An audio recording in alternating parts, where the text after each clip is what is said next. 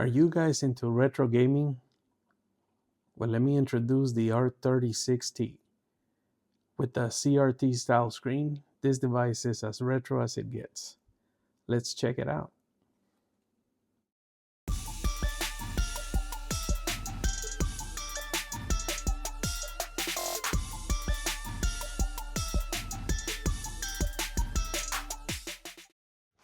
Hey, what's up everybody? It's Frank again and welcome back to my channel 16 bits or higher.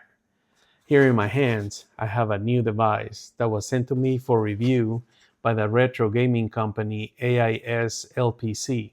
They are the same people that asked me to review the R36 Max last year. Of course, all my opinions that I will give you will be my own personal and honest opinions, and nobody will review this video before I post it. Now, I'm really excited about this video, but before I begin, I'm going to ask you if you could please subscribe to the channel if you haven't done so, and please don't forget to hit the like button. It really means a lot to me because it helps my channel a lot. All right, so let's check out this device.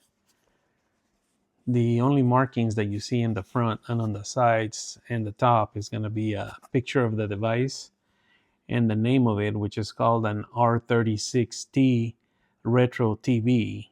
And it says your gaming world wherever you go. Just a nice slogan. I like it. It sounds okay. And then on the side here, on the bottom, it's got a small gray tab, and I'm assuming that's probably for the color that they sent me.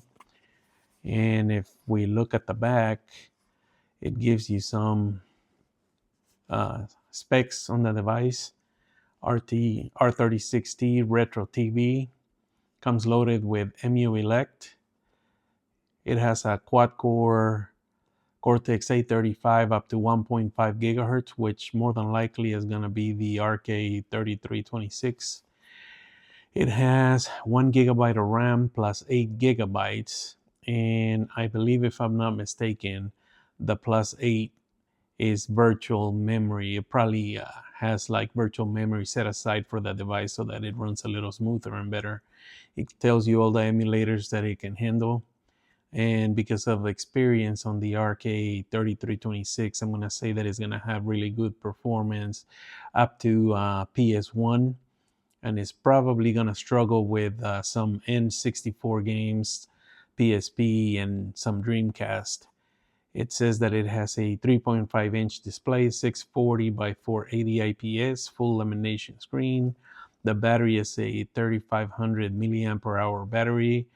It takes a 5-volt 2-amp adapter. And it works. It says network 2.4G Wi-Fi. But I think, if I'm not mistaken, this device does 5 gigahertz when it comes to the network. So I don't know why it's showing 2.4. I think the 2.4 is because you're able to connect wireless controllers to it if you want to play in multi-mode. And then it has other features which we will cover when we check out the device. But let's open it up and let's see what comes inside. So it's just like the R36 Max. They do give you a nice little carrying case. I like it. I like the little case. And inside we have the USB cable, which is going to be USB-A to USB-C. They do give you an instruction manual. And it does give you some specs. Tells you about the location of the buttons.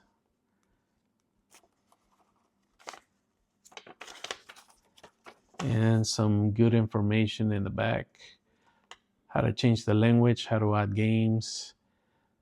So it might be worth reading the little instruction manual.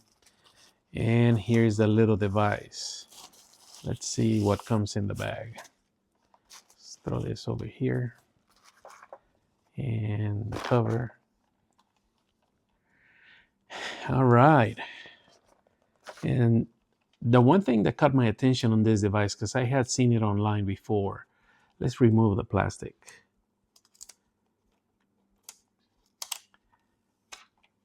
Oh, that's really nice. See, this is what caught my attention. I like what they did with the device when it comes to the shape of the TV screen. It gives it that old school retro look. That's the one thing that caught my device. Now, the D-pad, I'm not sure I'm really gonna like this D-pad because it's a circle. I don't know how I'm gonna like it, but I'm gonna test it when we turn it on and start playing with games. The joystick actually feels pretty good. I like the way the buttons look. The ABYX buttons feel pretty good. On the bottom, I think what we have is the speaker. On the left hand side, we have volume up and volume minus. On the right hand side, we have the power button, an R button for reset, and we have the micro SD card slot. On the top, we have two USB-C ports. One is marked DC for power. The other one is OTG. And let's see, does that say auxiliary? It says auxiliary right there. So I'm not sure if that's going to be for headphones or if you want to send audio out because it says auxiliary. And then on the back, we got the trigger buttons and the R1 and the R2 and L2 buttons, which is pretty good. Actually, looking at the device, it feels pretty smooth. The plastic, it doesn't look like it's gonna be a fingerprint magnet. It feels pretty good. And I do like the feeling of the bumps in the back. It allows you to get a good grip on the device. So far, everything looks good except for the D-pad. I'm not used to a D-pad like this, so we're gonna have to check it out right now when we turn it on. And let's do that right now.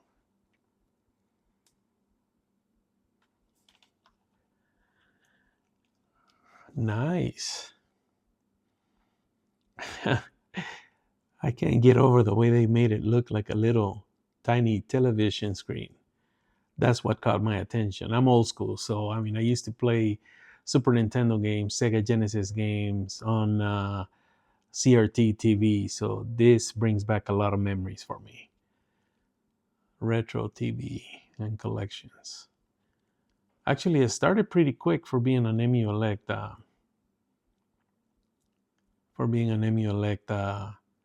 game, and it does have RGB lighting on the joystick.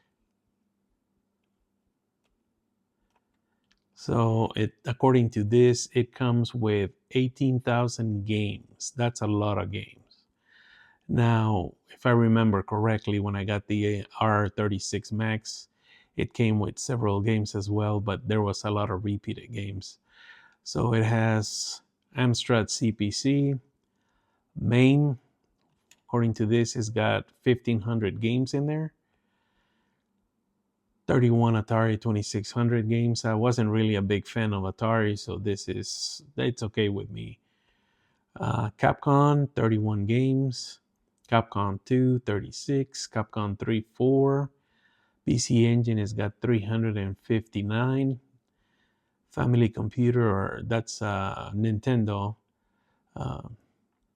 you're looking at 1,615 games. Now on this one is where they repeat games, because if you can see, it's got a folder at the top. And then the PTBR, if I'm not mistaken, those are games that are probably in Portuguese. They're Brazil games. And then it's got a folder for top 100. And what I don't understand is, because it's got the Famicom, this is called Famicom, the Nintendo Famicom system. But if we get out and we go to the right, it also has the Nintendo Entertainment System. So this is where I'm assuming that the games will be repeated, because these ones will probably be the ones in English, and the ones from here are probably going to be the ones in Japanese. And then we also have Game Boy, Super Famicom, which is Super Nintendo, so more than likely they did the same thing. These are probably going to be mixed Japanese games and probably some Brazilian games as well. And then we have Super Nintendo. and then Nintendo 64. Now I'm curious on how this one will play, because I know that on a lot of RK3326 devices, Nintendo 64 really doesn't play that well. So we're gonna check it out later.